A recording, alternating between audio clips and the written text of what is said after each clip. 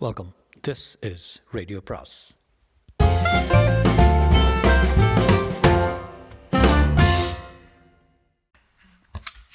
அனைவருக்கும் அன்பு வணக்கம். ராக்கி ரங்கராஜனின் படகு வீடு அத்தியாயம் 51. அடுத்த நாள் பிற்பகல் 4 மணி சுமாருக்கு எண்ணூரை அடுத்த படகு துறையிலிருந்து படகுக்காரன் கையில் இருந்த பீடியை எறிந்துவிட்டு அவசரமாக எழுந்து கொண்டு வாங்கசாமி என்று வரவேற்றான். ஓட்டமும் நடையுமாக பதற்றத்துடன் வந்து கொண்டிருந்தார்கள் 2 பேர். நேற்றைப் போலவே இன்றைக்கும் ஒரு தலை மழித்த சாமியாரை பார்த்ததும் படகுக்காரனுக்கு ஆச்சரியம் உண்டாயிற்று. இவர் பருமனாயும் நடுத்தர வயதை தாண்டியவராயும் இருந்தார். இவருடன் கூட ஒரு சூட்டுக்கார இளைஞரும் வந்திருந்தார். முதலில் இளைஞர் படகில் தாவி ஏறிக்கொண்டு சற்று பயந்தவராக காணப்பட்ட சாமியாரை கை நீட்டி பிடித்து படகில் அழைத்து கொண்டார். சீக்கிரம் பாப்பா என்றார் சூட்டுக்காரர். இன்னும் யாராச்சும் வருவாங்க, கொஞ்சம் பொறுத்துங்க சாமியே என்றான் படகுக்காரர். நோனோ, எங்களுக்கு அவசரமாக போயணும் அரசியம்பேட்டுக்கு. விட வேறு கிராக்கில் வரக்கூடிய பணத்தையும் நானே சேர்த்து கொடுத்து விடுறேன். போ என்ற சூட்டுக்காரர். உப்பங்கழியில் தன் 5 மைல் பயணத்தை தொடங்கியது படகு.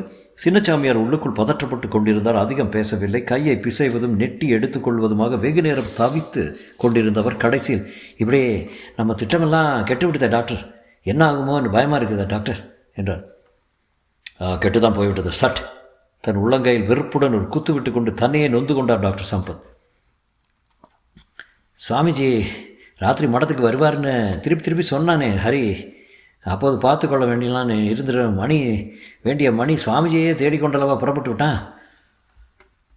நரசிம்மல பேட்டைக்கு அவன் போகாத இருக்க வேணுமே, அதுதான் எனக்கு கவலை. என்னப்பா படகு இதுக்கு மேலே வேகமாக போகாதா?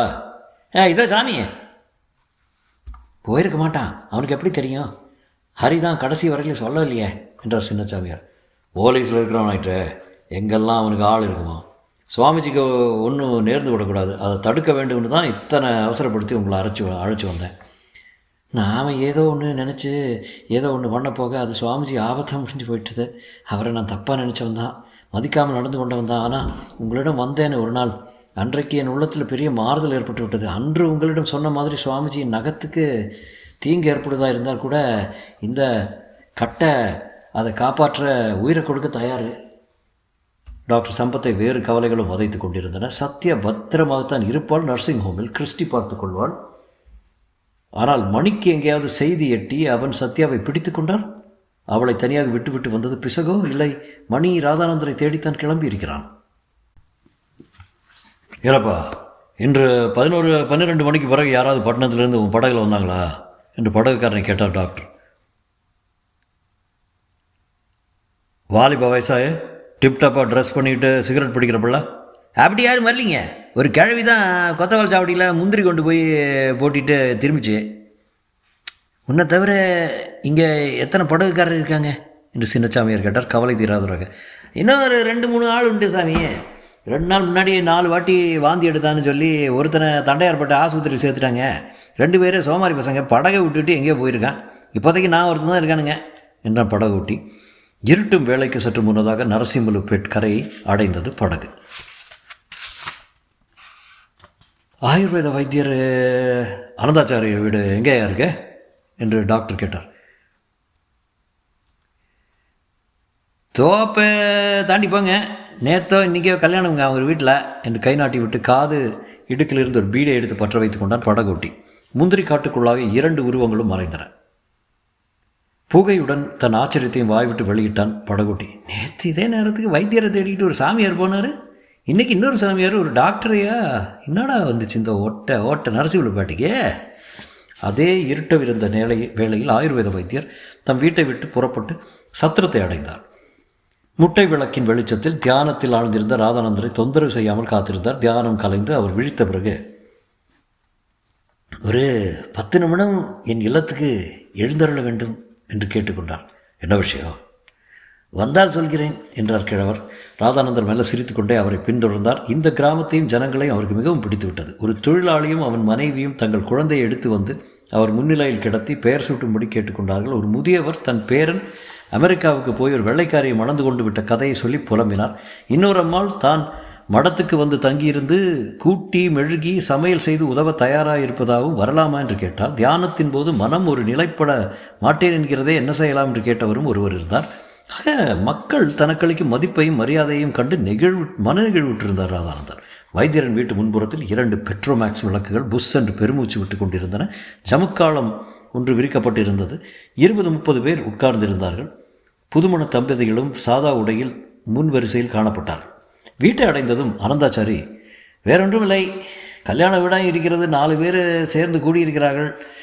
தாங்கள் 2 வார்த்தை உபதேசம் பண்ணினால் எல்லோரும் சந்தோஷமாக இருக்கும், அதுக்கு தான் கூப்பிட்டு கொண்டு வந்தேன் என்றார். ஜமுக்கால விரிப்பில் அமர்ந்திருந்த சிலர் எழுந்து ஒதுங்கி நின்று வழிவிட்டார்கள். வினாடிக்கும் குறைவான நேரம் தயங்கினார் ராதானந்தர். பிறகு ஒரு புன்சிரிப்புடன் உள்ளே சென்று முன் வரிசைக்கு போய் நின்று கொண்டார். பெரியவர்களை மன்னிக்க வேண்டும், இன்னும் லௌகீக வாசனைகள் போகாதவன் நான்.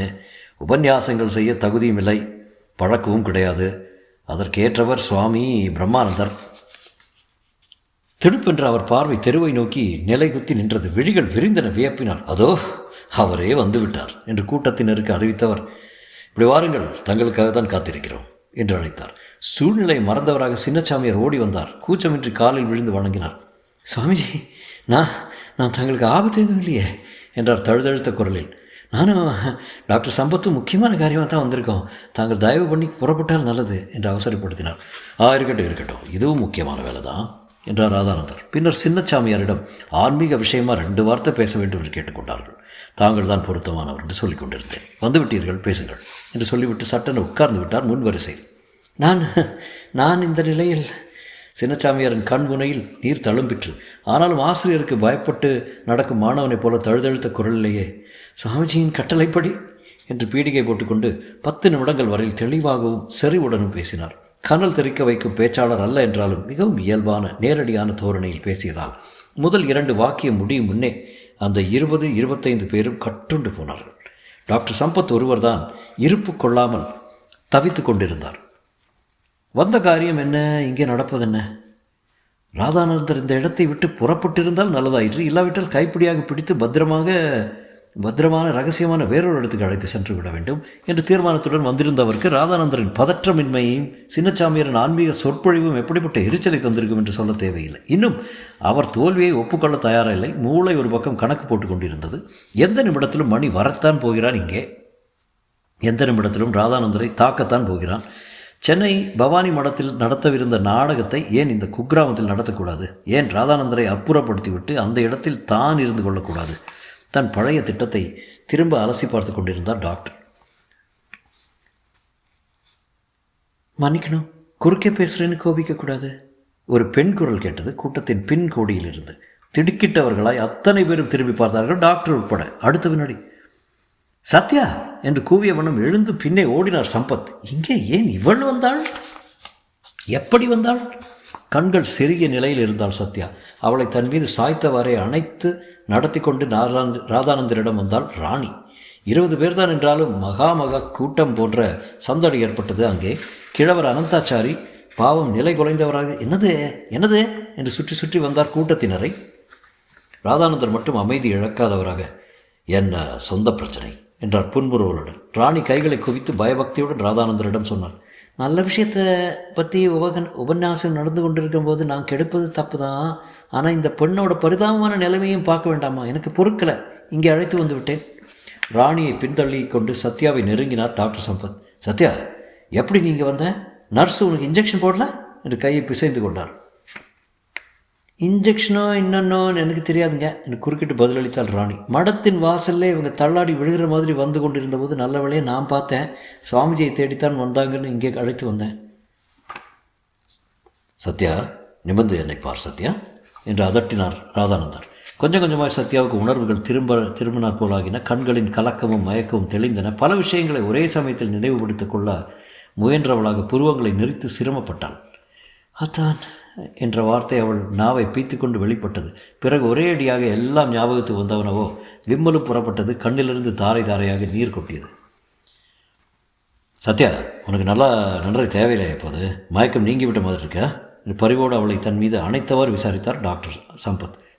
தேவலை, நீங்கள் என்னென்னவோ ஆபத்தில் மாட்டிக்கொள்ள போவதா சொன்னீர்களே, அதனால தான் பதறிப்போய் நர்சிங் ஹோம்லேருந்து எப்படியோ தப்பியோடி வந்துட்டேன். துயரத்துடன் சிரித்தார் டாக்டர் சம்பத். நன்றாய் பார்த்துக்கொள், ஒரு கேடும் இல்லாமல் பாறாங்கல் குண்டாக இருக்கிறேன். என்றைக்குமே எனக்கு ஆபத்து கிடையாது சத்யா, மற்றவர்களுக்கு தான் என்னால் ஆபத்து. இதற்குள் ராணி திரும்பவும் ராதானந்தரின் காலடியில் விழுந்து வணங்கி எழுந்தாள். சுவாமிஜி, நீங்கள் ரொம்ப பெரியவர்கள், மகான், அறியாள். அந்த நாளில் நான் என்ன தப்பு பண்ணியிருந்தாலும் இப்போது மன்னிக்கணும். தங்களுக்கு நான் எதுவும் சொல்லக்கூடாது தான். வயசிலும் அறிவிலும் சின்னவள் நான். ஆனால் இந்த பெண்ணை இப்படி பைத்தியம் பிடித்து திரியும்படி பண்ணிவிட்டீர்களே என்று வருத்தமாக இருக்கிறது. அவ்வளவுதான் நான் சொல்வேன். தப்பானால் மன்னியுங்கள். நீ சொல்வது தப்பில்லை ராணி என்றார் ராதானந்தர். பிறகு சத்யாவை காலோடு தலை அனுதாபத்தோடு கனிவோடு பரிதாபத்தோடு பார்த்தேன். ஆமாம் சத்யா, உன்னை இப்படி பைத்தியம் போல அலைய விடுவது தப்புதான். ஒன்றியாக உன்னை இத்தனை நாள் இருக்க அனுமதித்தது பெரிய பிசகுதான் என்று தாழ்ந்த குரலில் கூறிவிட்டு, யாரங்கே ஒரு மஞ்சள் சரடு இருந்தால் கொண்டு வாருங்கள். இல்லாவிட்டால் ஒரு நூலை மஞ்சள் நீரில் நனைத்து ஒரு மஞ்சளை முடித்து கொண்டு வாருங்கள். இப்போதே இங்கே முடித்து விடுகிறேன் என்றார். ஏண்டாப்பா மணி, எங்கெங்கேயோ அழைச்சி கொண்டு போகிறேன், எனக்கு பயமாக இருக்குதுப்பா என்றாள் மீனலோசினி. மணியிடமிருந்து ஒரு குரூர சிரிப்பு வெடித்தது. பயமா? சேச்சா, எவ்வளோ துணிச்சல்கார பெண்ணையும் எத்தனை தந்திரக்கார மருமானையும் பெற்றிருக்கீங்க. நீங்கள் போய் பயப்படுறதாவது. ஏறுங்க படகுல. படகு புறப்பட்டது. கோல் போடுறா, சீக்கிரமாக போகணும்.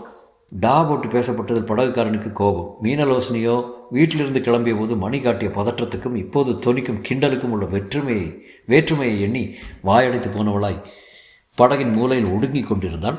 2 மணி நேர பயணம் முடிவதற்குள் பல திட்டுக்களையும் சீரல்களையும் கேட்டுவிட்டான் படகுக்காரன். பின்னாலே இன்னொரு படகு வந்து கொண்டிருக்கும் ஓசை அவனுடைய பழக்கப்பட்ட செவிகளுக்கு தெளிவாய் கேட்டன. கொஞ்சம் நின்று அந்த படகுக்காரனையும் துணை சேர்த்து கொண்டு இந்த படகு பட்டணத்தானை 4 வாங்கலாம் என்று கூட அவன் நினைத்தான். கரையில் தாவினான் மணி. முந்திரி தோப்பை கடந்ததும் வீடுகள் தென்பட்டன. பட்டணத்திலிருந்து ராதானந்தர் என்று வந்திருக்கிறாரே, தெருவில் தென்பட்ட முதல் நபரை கேட்டான் மணி. அதான் கல்யாண வீடு தெரியல சுட்டி காட்டினார் அவர். மீனலோசினி இழுத்து செல்லப்படாத குறைதான். கல்யாண வீடம் கேட்டிங்களா? கல்யாண வீடு உங்கள் பெண்ணுக்கும் மருவானுக்கும் என்று மணி உருமியதும் அவள் திகில் அதிகமாயிற்று. நீ என்ன சொல்கிற? ராதானந்தரா? ஆனந்தர் தான். ஆனந்தத்தை நேரில் பார்க்கலாம் வா. கல்யாண வீடு. அவன் வாசலை அடைந்த சமயம் கையில் தாலிச்சரட்டுடன் ராதானந்தர் நின்றிருப்பதும் எதிரிலே சத்யா நிற்பதும் தான் தெரிந்தது. ராதானந்தரின் குரல், எப்போதோ முடிந்திருக்க வேண்டிய காரியம். எனக்கு நெஞ்சிலே துணிவில்லாததால் தள்ளி போட்டு கொண்டிருந்தேன். இனிமேல் யாரும் தடுக்க முடியாது. இப்படி முன்னால் வா சத்யா. மணியின் மூளை வெடித்தது. புலன்கள் சிதறின. அறிவு தீ கக்கிற்று. பேண்ட் பையிலிருந்து ரிவால்வரை கை உருவியது ஒன்றுதான் அவன் நினைவறிந்து செய்த ஒரே காரியம். படியில் என்று வெடியோசை. கொன்று விட்டானே பாவி என்று பதறியோடி வந்தார்கள் டாக்டர் சம்பத்தும் ராணியும். ஓசையின் அதிர்ச்சியினால் சத்யா கூட தனது அரை மயக்கத்திலிருந்து விடுபட்டால். ராதானந்தருக்கு தண்ணீரில் மூழ்கிய மாதிரி மூச்சு திணறியது. கண்கள் இருண்டன. அவரது வாழ்வின் மிக முக்கியமான நிகழ்ச்சி கண்முன் வர, ஆஷா என்று அவர் முணுமுணுத்தார். அவ்வளவுதான் அவருக்கு நினைவிருந்தது. தொடரும்.